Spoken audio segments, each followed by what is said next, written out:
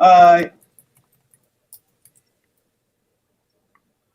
Dun, dun, dun, dun.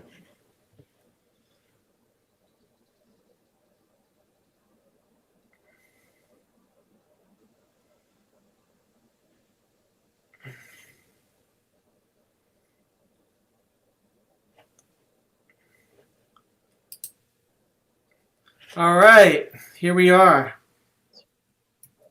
Hello. Welcome again to I was another just thinking. episode of Transistor Radio. And I'm here with my co-host Rachel. How you doing, Rachel?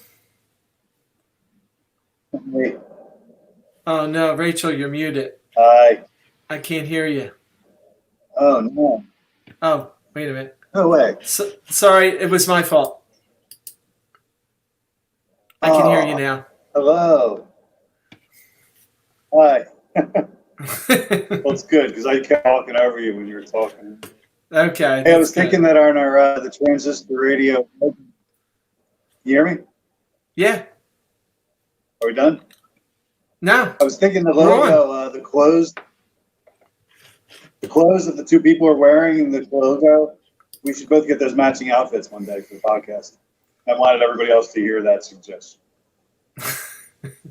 Okay. That being said, back to the show. Back to the show. So anyway, today our special speaker is going to be Rachael Hell. Oh, you went to Rachael Helen now. Hillen. Are you Rachael Hell or Rachael Helen now? Rachael Helen. It's Rachael Helen. I go by Rachael Hell. You can call me Ray, or you can call me Jay. Just don't call me a man, please.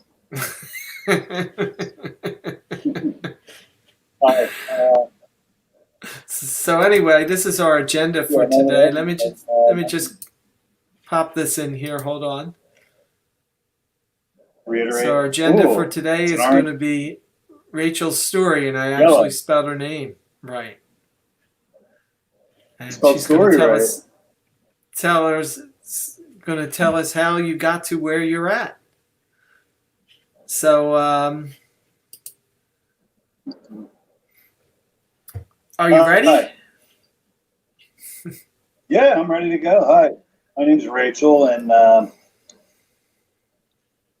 the name Rachael I didn't start using officially until June, middle of June, I believe, this year.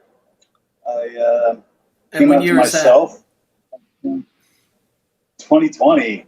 There you go. I came out to myself in May 2020 after talking to my therapist, and it was the same week that I celebrated my year anniversary of not drinking and not doing drugs and smoking cigarettes. So it's a new journey. I'm only 4 months into my transition, and let me go backwards now. For me, I spent most of my life in denial of it.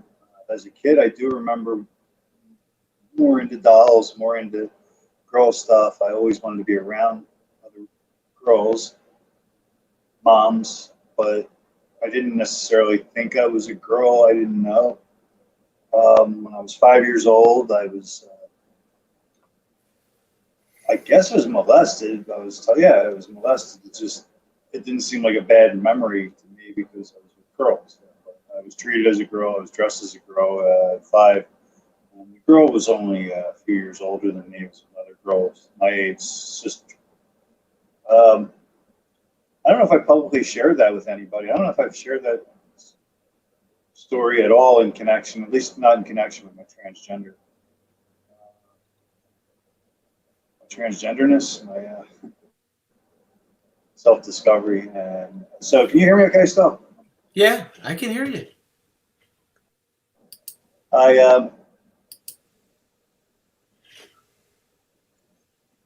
So at a really young age, between 5 and maybe 7 or 8, I tried on my mother's socks and my mother's underwear.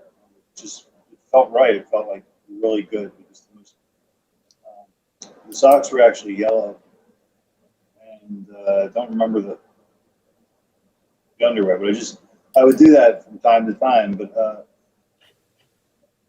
I was walking to kindergarten, I guess it was, whatever age you're at. I remember wearing them under my clothes, and my mother walking me to school. And I felt really guilty. I have no idea why I felt guilty. Maybe she had told me another time I shouldn't wear clothes. So I told her about it. I took them off, and I felt a lot of guilt and a lot of shame over that. She had never really mentioned it to me again. My mother was also paranoid schizophrenic, and I left her when I was 8 years old with my grandparents. I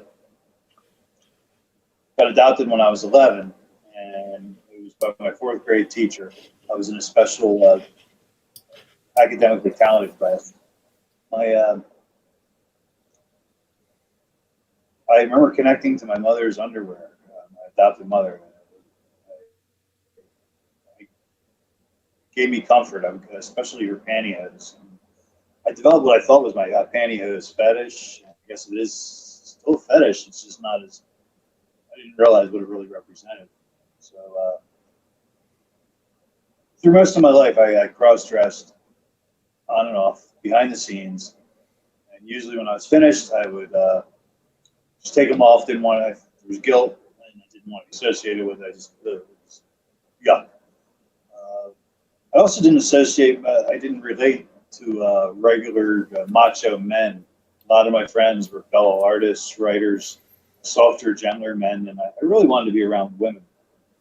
Once I hit puberty and my testosterone started going, my whole life and my whole meaning of life was how many people I had sex with, or whether I have a girlfriend, how much we're having sex. I was very attracted to women growing up, but I knew something was wrong. I knew there was something else. I tried gay sex. I tried, and I guess that's when I first started reading porn about transvestites and transsexuals. I'll get flashes the last 4 months of seeing this. I don't remember a specific episode of like All in the Family when there was a drag queen on there. Like memorable things on TV and movies, and the person in the World According to Garp, John Lithgow, played a transgender woman. I think she was called transsexual at the time, and I was always interested in that. I grew up in the 70s, 80s, 90s, in the time where it wasn't as accepted to come out as transgender. Plus, I really just couldn't grasp the idea. I thought there was something wrong with me, or it was my sexual appetite or my sexual addiction, or just I'm highly sexed. And that's why I was attracted to women with penises, as I called them. I was attracted to transgender men, women. I was attracted to men, but not. Because I always loved women as well. So yeah, I ended up developing a drug and alcohol problem my teenage years and my 20s. I got sober from the age 24 to the age 39, and I didn't deal with this. I didn't deal with a lot of things that were wrong with me. I was acting out in many other sick ways.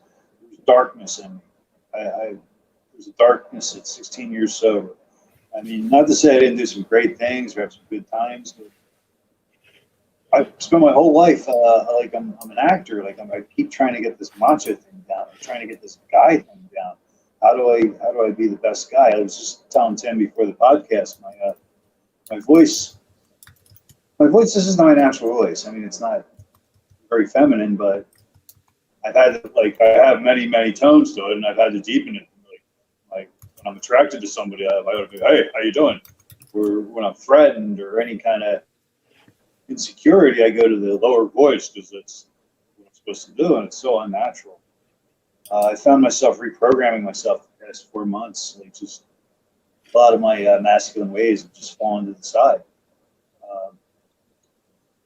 So I hit a point last year where I was smoking crack cocaine, and drinking, and treating my body horribly, and just isolating in my mom's house, my bedroom, watching porn. That was my whole life. I held a job just enough to keep the drugs coming in, just enough where I'm not dying.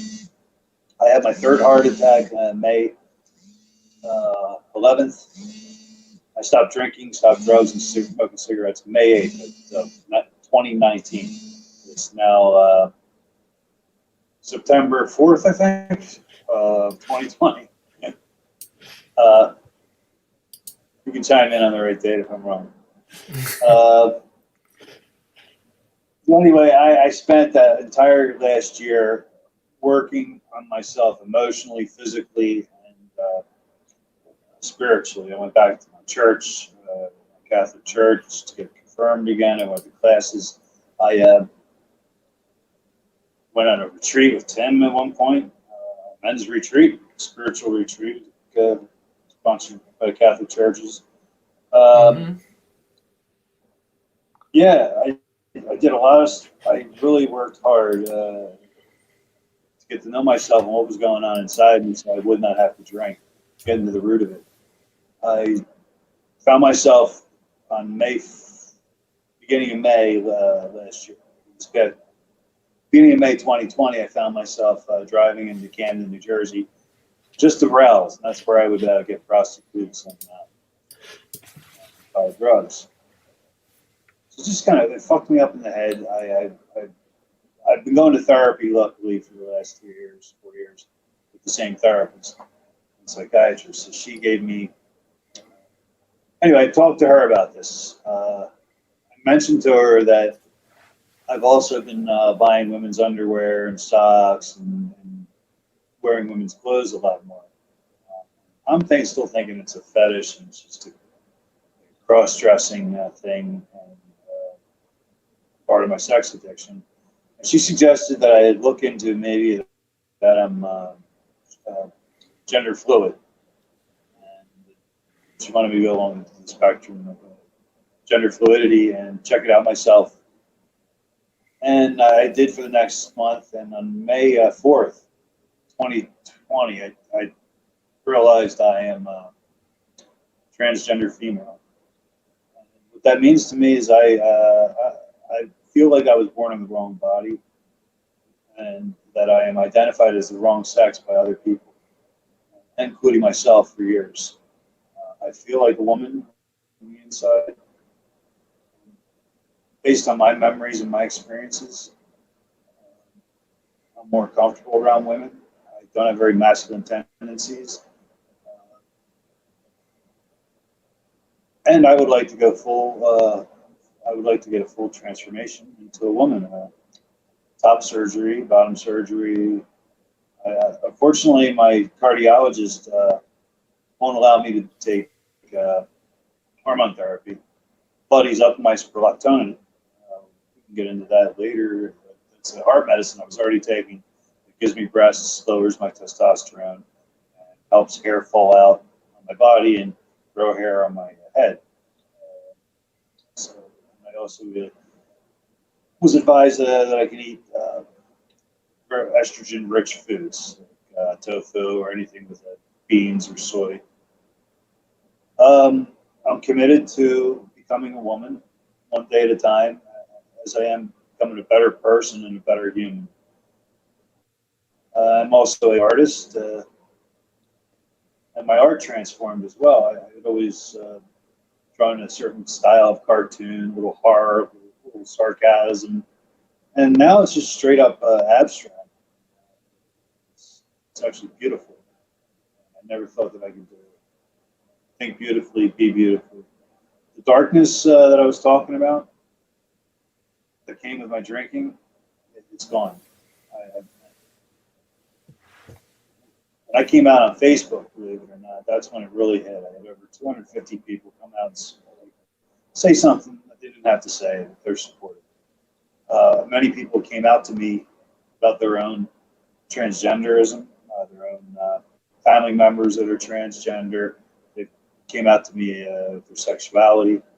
And I've been told I've been inspiring a lot of people ever since. So part of my trans journey is to also let people know where I'm at, good or bad, whether it be on this podcast, on my Instagram, on my Facebook and real life whenever I encounter people.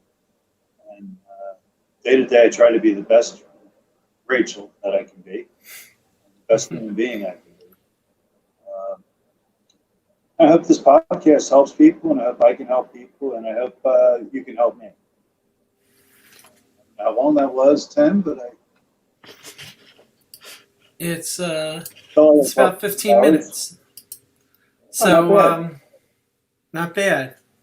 So do you mind if I ask you a couple of questions? Fire away, I right? do. I don't. So what was the when you mentioned your childhood? Did you ever um, try to? Whoops.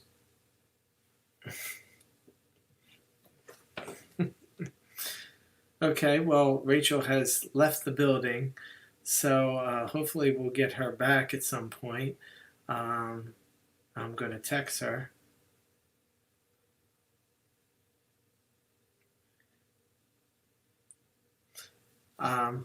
But yes, we're speaking with Rachel Rachel Helen, and she's telling her story about her transgender journey, and you know, the experiences that she had as a child, and also as experiences as when she became sober, and you know how the how identifying with, you know, how her sober life kind of helped her, you know, come to her identity. So as we wait for her to come back, you know, I guess I can discuss some other things, not right off the bat here, but in the, you know, part of this podcast, we also wanted to, you know, give you some sort of tidbits about transgenderism. One, you know, there's a lot of history. Oh, here we go.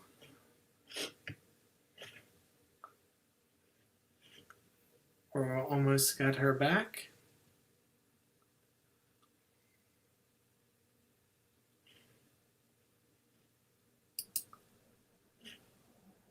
All right, you're back. On? Are we still on, or did you have to stop? No, I stayed on. I just I was about to talk about Revolutionary War transgender people, but we'll save that for another program. Well, You know, that's. my story is. But I gave a recap of what you said and how I interpret it.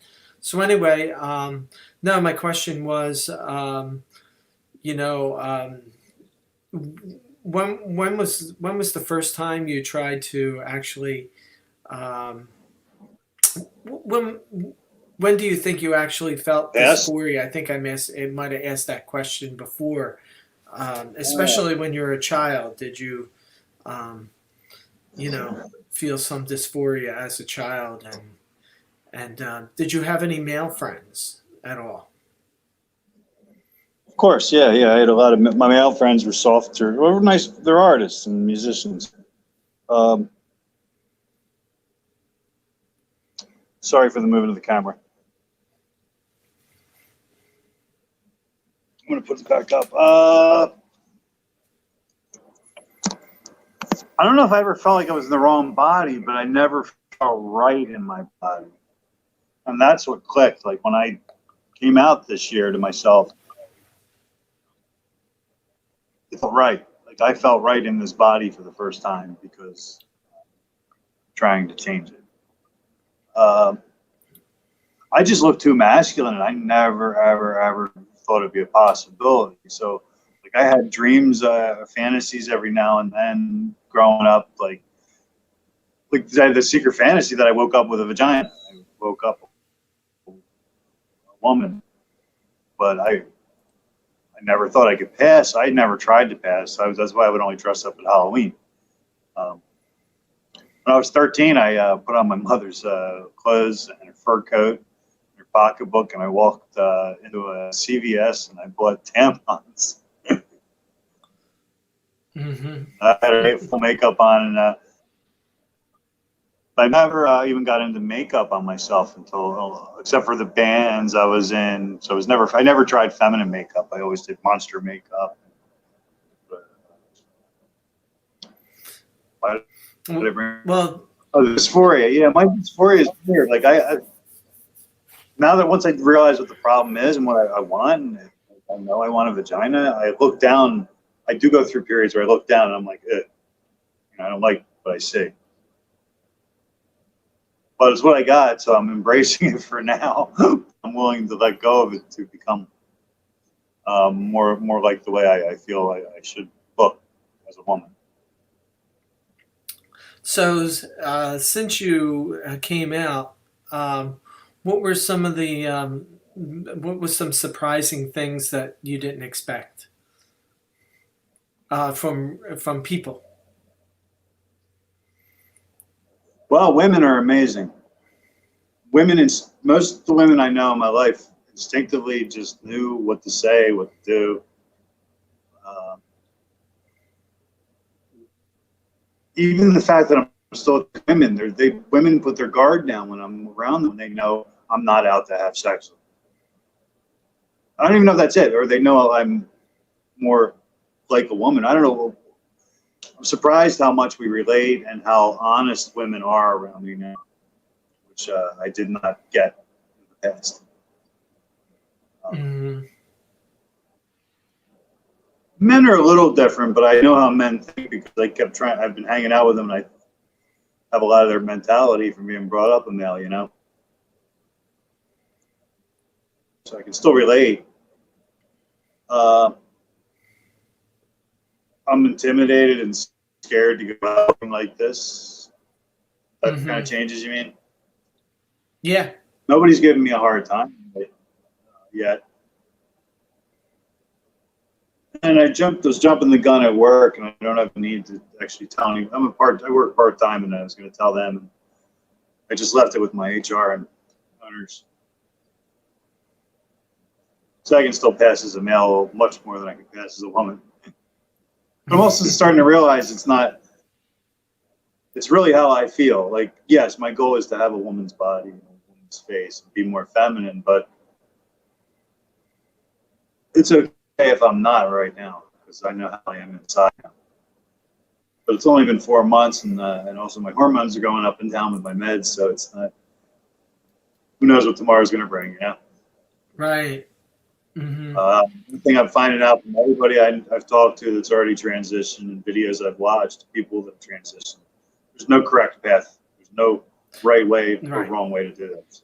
Right. It's at my pace. Although one thing that I did hear is always stay away from don't get your hormones off the street. Make sure you see a doctor and get prescribed because hormone treatment can, taking estrogen can kill you. You can suffer blood clots, all types of, it should be regulated by a doctor, right? And that's a perfect example of your case, I'm because your doctor says not you allowed to can't take take them, right. based on your medical history, and I think there's And the meds that I there's take. um, and thank God, these days there's a lot of support for transgender community. We should be we should be able to put up some lower thirds on where people can get, seek help. But you can always leave right. You can always leave a comment, and we'll make sure that if you're watching this, we'll get you directed to the right place. We're in the On Google, Philadelphia. you can pretty much. Right. But that, you And know, there's some there's great good. Facebook Oh groups, yes. and I started joining. And they're very supportive if you let them be. Yeah, there's a lot of support out there. Of course, when we were growing up, you know, the only models we had were, you know, Geraldine from the Flip Wilson show, and the reference that you had made from some show. Later on, we had Tootsie, you know, the movie. When we got RuPaul, I was like, yes, this one I can back up. And you know, nowadays it's you know, like you had mentioned, you know, when this was all coming about, um, you know, I mean, the Stonewall didn't happen until 19 was it 1968 or 1969? I don't Um, know. or it might have even been in the 70s. Yeah, I think it was in the 70s, Stonewall, and which was initiated by you know, by, you know, transgender sisters, transistors. I didn't know that. so We got to get into this. what's that? We got to get into some history in the future episodes. Hey, Yeah. So, history. is there any disappointments? Any, you know, you mentioned, you know, some good things that came about. Was there any disappointments that you, and what are some of the struggles that that you're dealing with now? I know you mentioned a few, but Well, denial. I still want to jump back into denial every single day, but I remind myself, you know, if I wasn't transgender, I wouldn't be doing this. Like, right, it's just a phase. I wouldn't be going as far as I'm going because right. it's kind of rough on the ego if you're not strong. Yeah, and my hormones are up and down. And the biggest struggle is not spending money on clothes and makeup. I can't afford it. Uh, And you said you came out no, to your mother also. yes, and that's been weird. Yeah, my mom's three concerns were my health, my finances, and whether Jesus is still in my heart. So I go to church with her every Sunday. She won't call me Rachel. She considers me her son, and we kind of sometimes talk about it.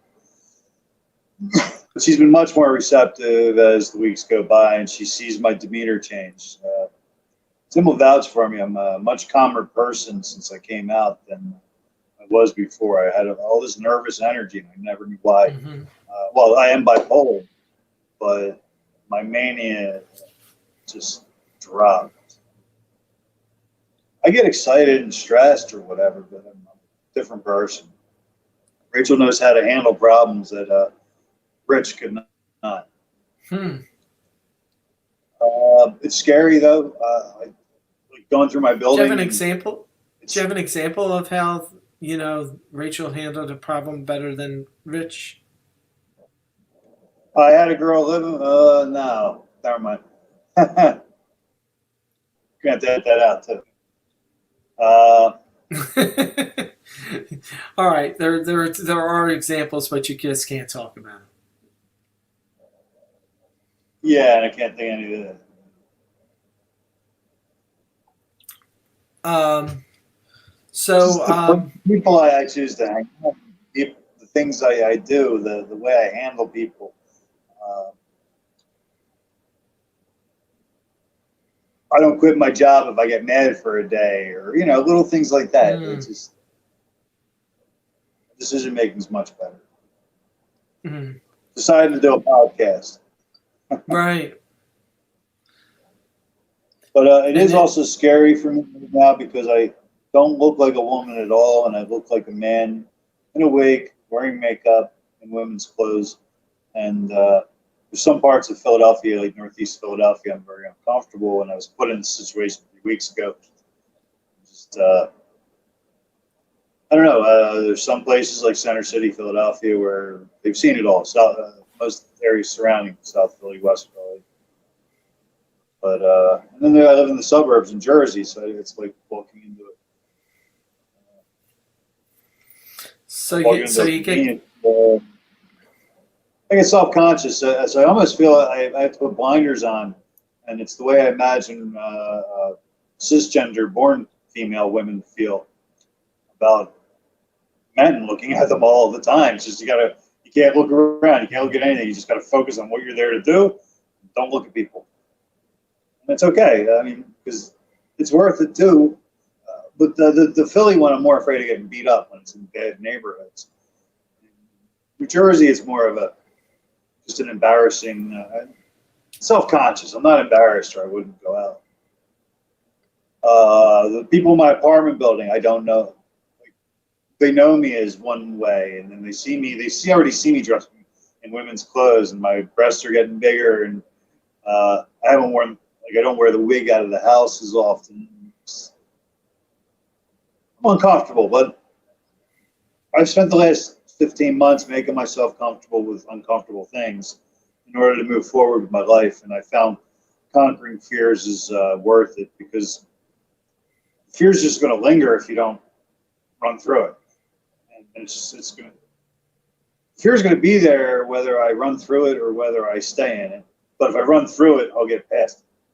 So I'd rather get past fear, be a stronger woman, because this is just a small test. So, like Keith says, yeah, man, you want to be comfortable with being uncomfortable. Yes. Exactly. It works. Works. Yeah. Yeah, I think the funniest story that I have, well, getting clocked, as they call it. That's the word that a transgender uses when they're outside and they get clocked or misgendered. One time I was in the gallery and I was going down the escalator, and there was some young men going up the escalator, and like you said, I was just trying to put my blinders on, and the two gentlemen, one of them says, "Look, it's a mannequin."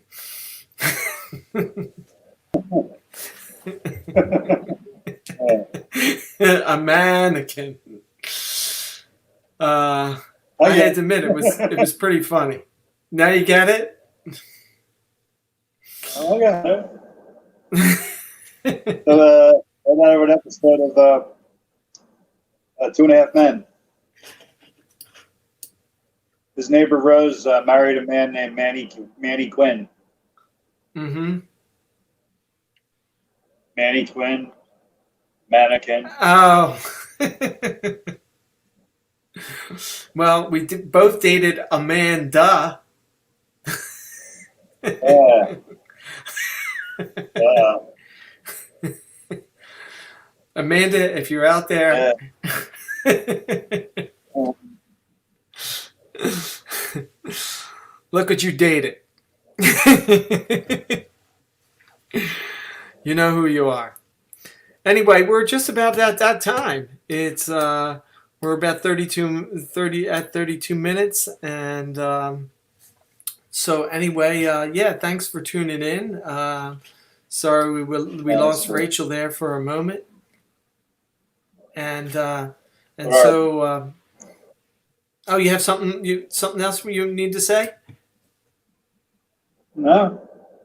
Oh, okay. Bye. I thought you. Oh.